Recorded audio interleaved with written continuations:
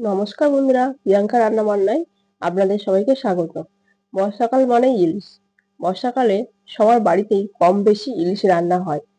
ইলিশ মাছ মানেই আমাদের সব থেকে আগে বেশি মনে পড়ে ইলিশ ভাপার রেসিপি।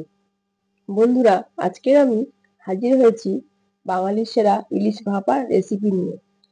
তার আগে আপনাদের কাছে আমার অনুরোধ, ভিডিওতে একটু লাইক দিয়ে চ্যানেলটা অবশ্যই সাবস্ক্রাইব করবেন। তাহলে আসুন বন্ধুরা, দেখে নিই ইলিশ ভাপা কিভাবে বানাবো।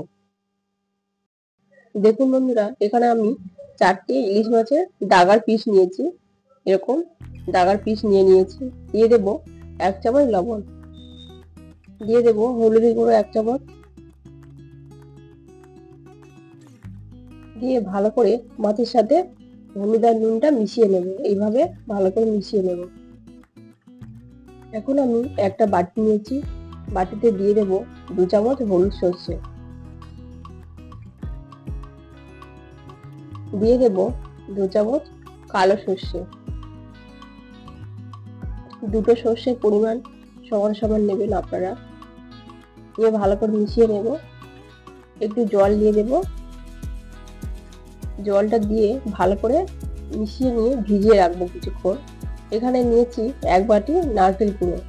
এই নারকেলটাকে আমি আবার মিক্সিতে পেস্ট করে নেব।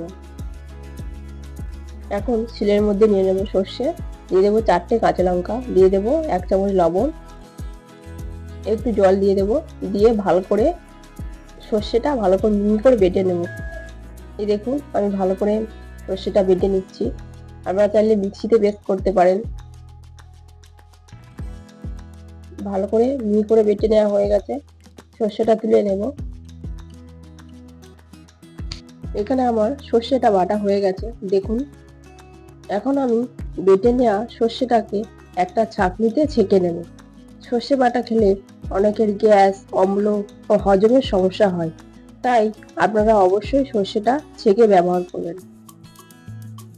এই দেখুন, সর্ষের খোসাটা আমি ভালো করে চেপে চেপে এভাবে বাদ দিয়ে দিচ্ছি। এই দেখুন কতগুলো খোসা বেরিয়েছে আমার।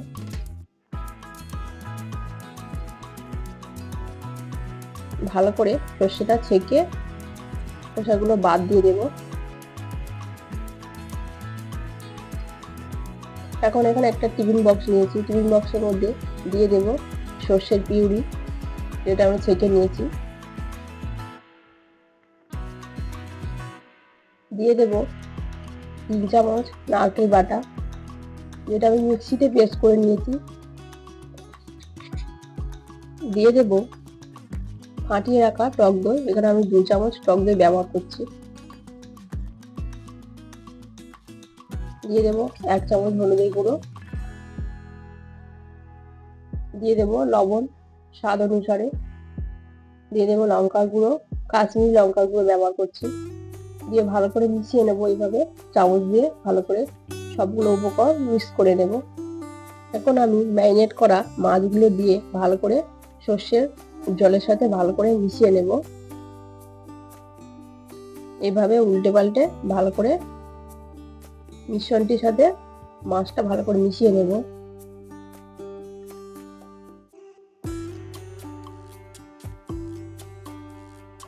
আর একটু সর্ষের পিউরি দিয়ে দেবো, যেটা আমি ছেঁকে রেখেছিলাম। দিয়ে দেব 5টা কাঁচা লঙ্কা,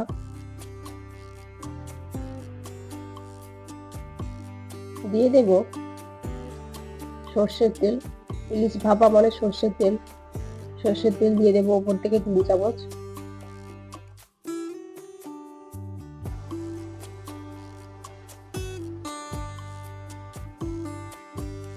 এখন আমি টিফিন বক্সের মুখটা ভালো করে আটকে নেব। কড়াইতে জল দিয়ে গরম করে নিয়েছি। এরকম একটা স্ট্যান্ড দিয়ে দেব। জলের পরিমাপটা আমাদের ভালো করে মেপে দিতে হবে।